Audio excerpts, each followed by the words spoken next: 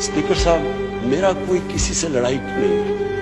मैं पहले दिन से जब यहां आया हूं, तकरीर भी करने दी मुझे, जब मैं बात करता हूं शोर मचता है, गलत बातें करती है, मेरी किसी से कोई लड़ाई है?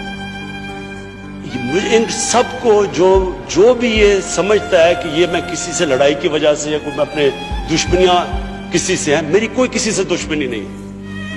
मैं आज आपके सामने कह रहा हूं कि अगर पाकिस्तान के अंदर, हमारे मुल्क में अगर सही माने में अकाउंटेबिलिटी प्रोसेस ना चला, हम किसी सूरत इतना पैसा नहीं इकट्ठा कर सकते अपने बच्चों को तालीम देने के लिए, सेहत उनके इलाज करने के लिए, अस्पताल ठीक करने के लिए। हम आगे बढ़ ही नहीं सकते। जब एलीट करप्शन पे लगी हुई है, वो आप कैसे समझते हैं वो मुल्क तरक्की करेगा? हम जब आप किसी के ऊपर केस होता है, वो कहते हैं जी पॉलिटिकल विक्टिमाइजेशन है। मुझे ये बताएं कि मेरे ऊपर पॉलिटिकल विक्टिमाइजेशन नहीं थी जब इन्होंने मेरे ऊपर 2002 का फ्लैट डिक्लेयर हुआ, मुझे इन्होंने सुप्रीम कोर्ट में 6 केसेस कर दिए, मेरे इलेक्शन कमीशन के अंदर मुझे सुप्रीम कोर्ट में 2 केसेस किए। क्या मैंने कहा कि कभी मैंने कहा विक्टिमाइजेशन है? मैं जवाब देता हूं।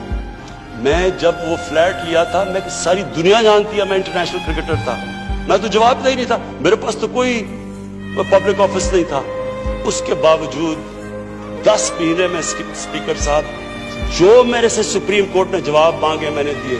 40 साल पुराने कॉन्ट्रैक्ट दिए, मॉर्गेजेस दिखाए,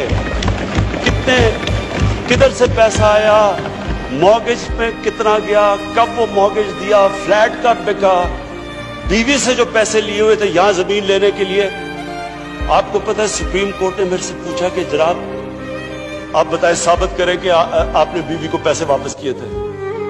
वो बीवी ने ईमेल दे रही है कि हाँ इसने पैसे वापस किए थे। उन्होंने कहा नहीं, सबूत दो। ये कभी हुआ ही नहीं है ऐसे कि वो बीवी कह रही है पैसे, वो कहते नहीं।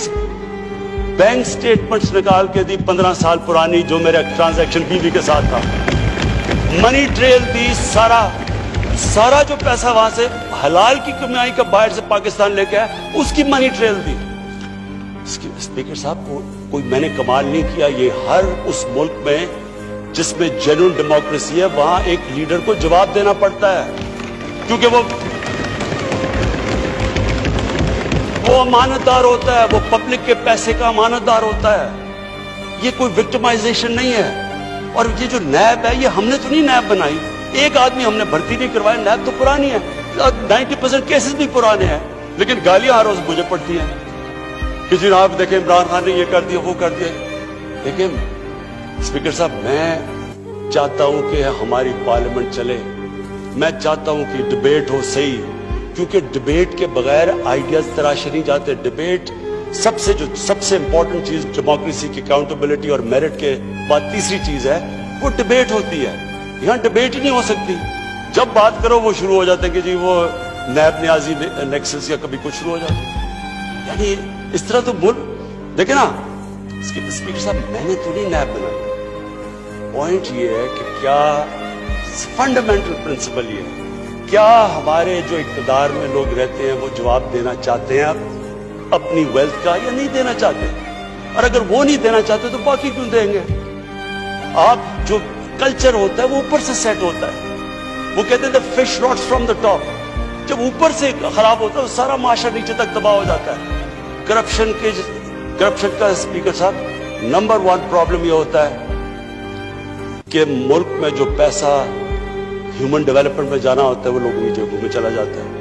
नंबर 2 प्रॉब्लम ये होता है क्योंकि चोरी का पैसा होता है वो मुल्क में नहीं आप रख सकते, वो आपको मुल्क से बाहर भेजना पड़ता है। तो मैं सिर्फ ये कंक्लूड करता हूँ स्पीकर साहब, मैं अपनी ऑपोजिशन से बड़े रिस्पेक्ट से कहना चाहता हूँ, मेरी कोई किसी से दुश्मनी नहीं है, ना मैं कुछ बदला लेना चाहता हूँ। मैं सिर्फ ये बिलीव करता हूँ कि हमारा मुल्क, अल्लाह ने इसको इतनी नेमतें दी हैं, अल्लाह ने इससे क्या क्या चीज़ें नहीं हमें दी, लेकिन जब तक इस मुल्क के अंदर रूल ऑफ लॉ मीन्स कि everyone is equal in front of law, जब तक रूल ऑफ लॉ और लीडरशिप की अकाउंटेबिलिटी नहीं होगी, हम भी वही सारे बनाना रिपब्लिक्स की तरह एक समुंदर होगा गरीबों का और थोड़े से अमीर लोग होंगे। शुक्रिया।